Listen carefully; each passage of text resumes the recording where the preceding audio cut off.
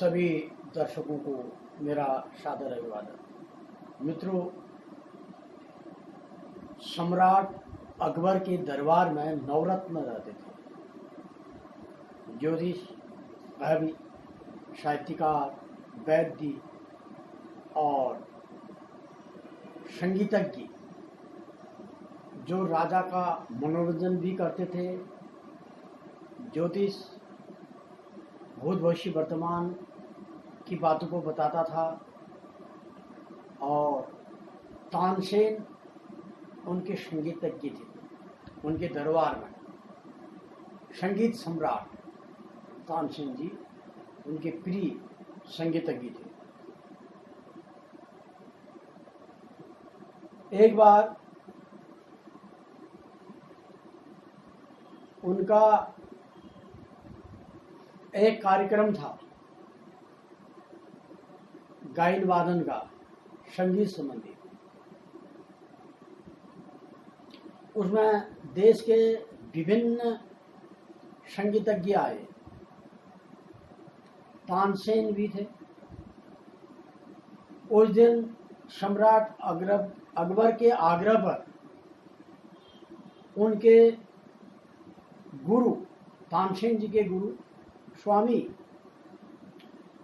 हरिदास जी, कुछ लोग नरहरिदास भी कहते हैं, स्वामी हरिदास जी भी उस सभा को सुशोभित कर रहे थे। सभी का आयोजन हुआ, स्वामी हरिदास जी का भी।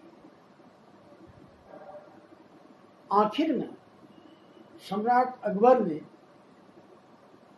तानसेन से कहा, तानसेन, तुम रोज मेरे दरबार में अपनी संगीत की तान को छेड़ते हो, गाते तो बहुत अच्छे हो, लेकिन मुझे तो तुमसे अधिक अच्छा जो गायन था, जो सुर संगम संगीत, जो भी राग इत्यादि, मुझे तो तुम्हारे गुरु जी का अच्छा लगा तुमसे।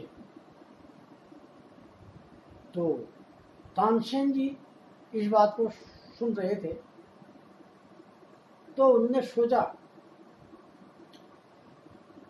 आखिरकार में तानसेन जी ने कहा, महाराज, मेरे जो गुरुजी हैं वह अपनी इच्छा अनुसार गाते हैं, क्योंकि वह आपके गुलाम नहीं हैं और मैं आपकी आज्ञा अनुसार गाता हूं, सरकार की आज्ञा अनुसार, क्योंकि मैं आपका गुलाम हूं। तो इसलिए मेरा गाना आपकी शोभा में, आपकी सभा में अच्छा नहीं लगा। कहने का तात्पर्य यह है कि कोई भी कलाकार यदि पराधीन हो, दबाव में हो, तो अपनी कला को नहीं व्यक्त कर सकता। क्योंकि संगीतज्ञ के लिए, कलाकार के लिए स्वतंत्र और स्वच्छंद, बिना किसी आक्षेप के जब रहेगा, यदि खिलाड़ी को दबाव में डाल दिया जाए, वह खेल ही नहीं पाएगा। ऐसे संगीत का है। और वैसी विद्वानों के लिए भी है। विद्वानों को आप दबाव में डाल करके कोई चीज करवाएंगे तो वह नहीं कर पाएंगे। ऐसे ही ड्राइवर के साथ आप गाड़ी में बैठेंगे तो ड्राइवर को आप उसके ही ढंग से गाड़ी चलाने के लिए कहेंगे, या डॉक्टर को उसी के हिसाब से इलाज करने के लिए आप उसको करने देंगे। तो इसलिए कहा गया है कि पराधीन सपने सुख नाही। कोई व्यक्ति जब दबाव में होता है तो उसकी जो कला होती है उसमें चार दांत नहीं लग सकता। क्योंकि तानसेन जी राजा अकबर के दरबार में एक नवरत्न थे। उनके गुलाम तो नहीं थे वह, परंतु एक प्रकार से उनसे जुड़े थे, दबे हुए थे। इसलिए वह ये भी नहीं कह पाए कि मेरा संगीत बहुत अच्छा है। और गुरु जी का संगीत अच्छा तो होना ही था, क्योंकि गुरु तुझसे बड़ा तो कोई हो ही नहीं सकता है।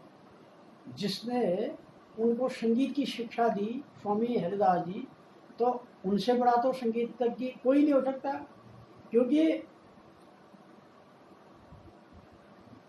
द्रोणाचार्य से धनुर्विद्या की शिक्षा एकलव्य ने उनकी प्रतिमा बना के सीखी, उनकी प्रतिमा से धनुर्विद्या सीखी।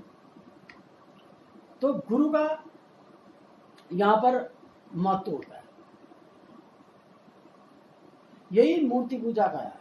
मूर्ति पूजा का मतलब ये नहीं है कि आप मूर्ति में फूल चढ़ाएं। जब द्रोणाचार्य की मूर्ति की पर आस्था रखने से एकलव्य ने धनुर्विद्या में पारंगतता प्राप्त की, तो आस्था से यदि आप पत्थर को भी पूजेंगे तो उस आस्था से आपको ज्ञान प्राप्त हो जाएगा। यहाँ मूर्ति पूजा का प्रश्न नहीं है, यहाँ पर आस्था का प्रश्न है, आस्था।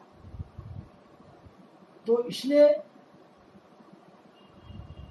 कोई भी कार्य अपने विवेक से यदि बिना किसी अंकुश के करे तो उसमें अधिक सफल प्राप्त होगा। इसलिए कहा गया है, घर का जोगी जोगना आन गाँव का शिल्प। जो व्यक्ति अपने नजदीक में होता है उसकी विद्वता की कोई कदर नहीं करता।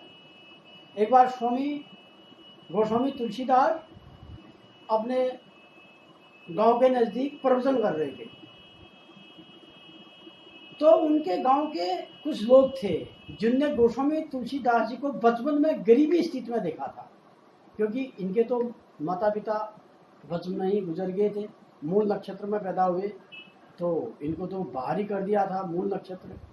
लेकिन मूल नक्षत्र तो भगवान राम की कृपा हुई, वह मूल नक्षत्र उनका क्या करता। जिसके ऊपर भगवान की कृपा है उसको क्या मूल, क्या ज्येष्ठा, क्या विषयता, क्या अश्लेषा करेंगे।